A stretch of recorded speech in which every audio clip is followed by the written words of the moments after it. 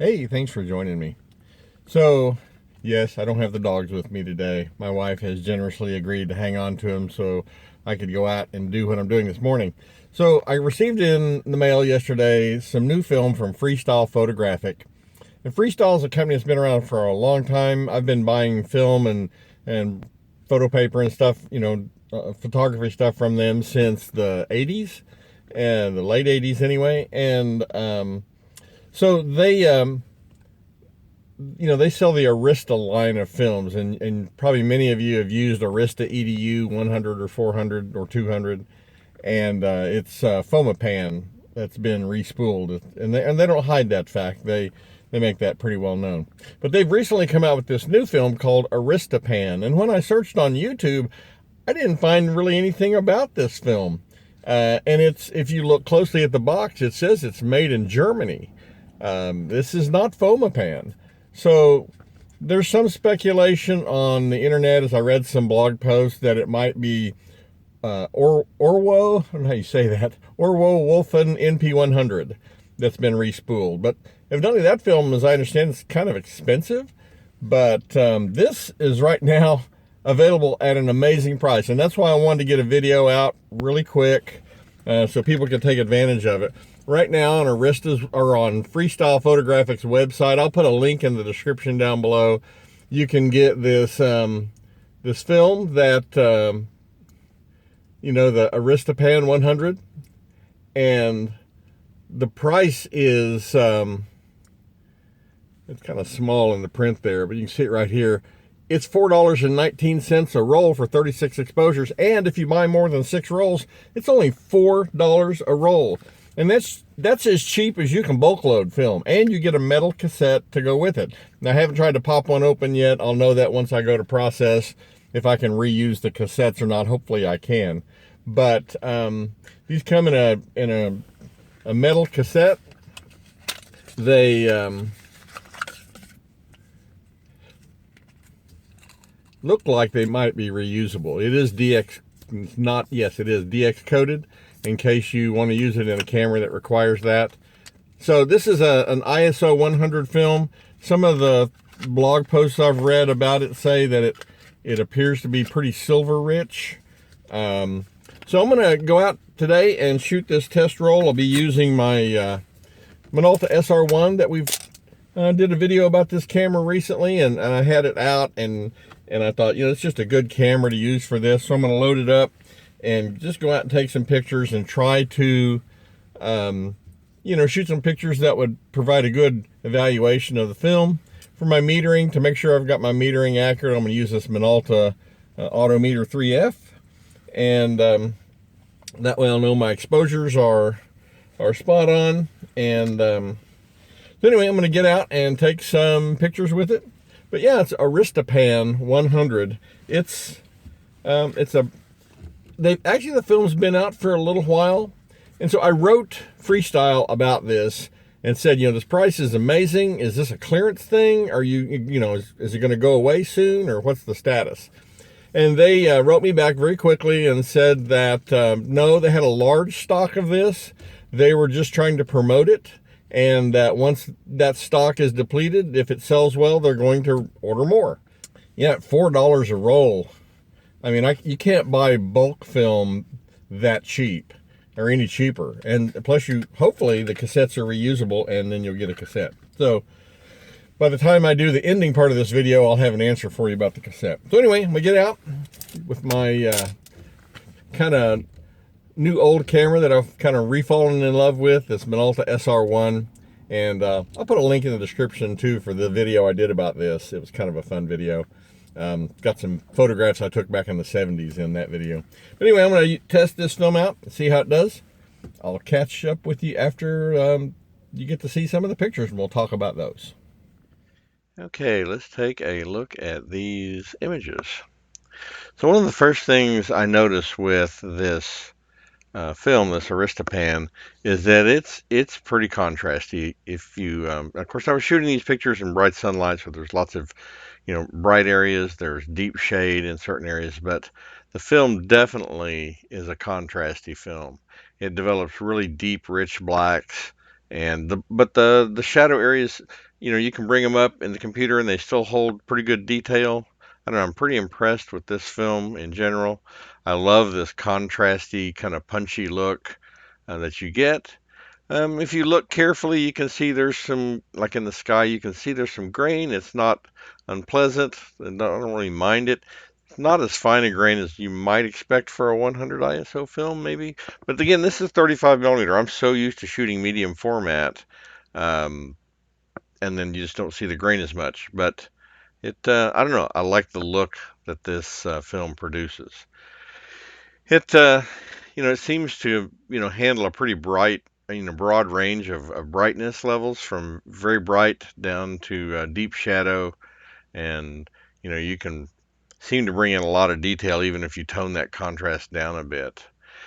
Some pictures, even in open shade, you've still got a nice contrasty look. They don't get flat looking real quick, even in open shade. Nice looking, even though, the lighting in the shade is not that contrasty. And one of the things you notice when you first look at the negatives on this is that they have a nice rich look to them. I process these in HC 110 and just use the recommended time. It said between 5.5 and 6 minutes at HC 110 at 68 degrees Fahrenheit. I went 5 minutes and I just split it 5 minutes and 45 seconds. But the negatives have a really nice look. Now, HC 110 is known for providing plenty of contrast in images for the most part. So it's maybe that helped contribute to it. This particular image, the area that's in the shade and that black marble up inside that entry area, when I first looked at the negative, was almost black. You couldn't see anything. But I wanted to see if there was any detail there, and sure enough, I was able to bring up some shadow detail. And it's you've got this white stone, granite wall that just really bright. I was able to tone that down a little bit, bring up the shadows, and you still get a lot of detail. Now, this is an image I just kind of left at full contrast right off the negative. I didn't adjust anything in terms of that. You can see that in this bench in full sunlight and with the texture in that wood, you get a really contrasty look. I kind of like it. You can tone down the contrast if you want, but I think when you try to build contrast when it's not there, it doesn't work as well. So I like the way this film looks. I really am kind of excited about it, the look it has. A couple of these pictures are at the Oklahoma City bombing memorial, which I don't go there very often. Place has that whole event has some really unpleasant memories. Lost some good friends there. Um, but I took a couple pictures kind of at the edges of it as I walked by it. One of those places that if you live through something like that, you just don't really like to go back to. But anyway, um, again, still some really nice contrasty um, images in this bright sunlight. Even areas that are brightly lit still hold detail, good shadow detail, lots of contrast. Like I say, there is a little bit of grain, but I'm not unhappy with it. I love the punchy look that this film creates. There's another one, same street lights from the opposite direction, open shade, still nice contrasty look. I'm just really liking the look of this. I shot this intentionally because there's this white facing on the top of the building on the second floor, shadow detail down below. I mean, you got a broad tonal range there, and I was able to bring up some shadow detail, tone down the brightness, and still get detail where I needed it. The film seems to really perform well.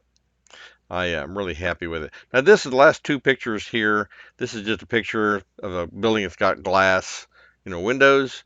I wanted to show a bit of sky so you could see. Then the next picture I put on a 25A red filter, and you can see, of course, the sky gets darker, all the reflections in the windows get darker. Responds well to that kind of filtering for darkening skies. You can see that it definitely that 25A red filter builds that contrast even more and darkens the skies. So anyway, that's the end of the images, and I'm really enjoying this film. I think it's going to be one that I use quite a bit of. Well, I hope seeing those images was helpful. This Arista Pan 100, I think, is a really an excellent film. I love the contrasty, punchy look. I love the images it creates. It is I believe, a silver-rich film. When you process this and you look at the high-density areas on the negative, you can physically see the texture where the silver is. It does remind me a lot of older films. Back in the 60s and 70s, film had a lot more silver on them than they do now, and you could actually see the texture where the silver was. It's kind of what you can see with this. I was kind of impressed with that. So, I don't know. I really like the look. It does have a little bit of grain, but I don't find it objectionable. And I do wish that Arista, Freestyle would bring this Arista Pan out in 120 or medium format, as well as 4x5. I would love to see that, but definitely going to get some more of this. I bought 8 rolls of this from Freestyle, and if you buy 6 or more, that's only $4 a roll. And so I went ahead and bought 8. I'm going to order some more. I really like the look of this film, and I wouldn't mind putting some away and just put it in the freezer. At $4 a roll, I really can't bulk load any cheaper than that. So I think it's definitely worth getting some of this. This cassette is reusable in a sense. You can't pop the end cap off and disassemble it like you can with some of the older cassettes, the snap caps and such. So you'll have to either use a leader retriever and pull the leader out and then pull the film out. You'll find that there's a short leader attached to the spool, not that long, that's clear, and the film is taped to that leader. And so you have to cut that loose from the leader to process it, and then you can tape, especially if you're bulk loading, you can tape new film to the leader and wind it back in. If you don't have a leader retriever, then popping one of these open can be a bit challenging. You can do it with a bottle opener, but it can be a bit challenging. So when I shoot this, I'm just gonna be careful when I rewind it not to suck it all the way back in the cassette, to leave some of the leader sticking out, and I can write notes on it. If I'm push processing it or something, I can write notes on it with a Sharpie. Anyway, Arista Pan. I really like this film. I processed this, like I said, in HC110. I'm probably going to try some other developers. I'm thinking about ordering some 510 Pyro, the staining developer. I would definitely want to try that on this too. So anyway, Arista Pan 100. It's I think definitely worth getting a few rolls and give it a try. So if you have any thoughts or questions, please don't hesitate to leave me a comment. I always love hearing from you. And as always, thanks for watching.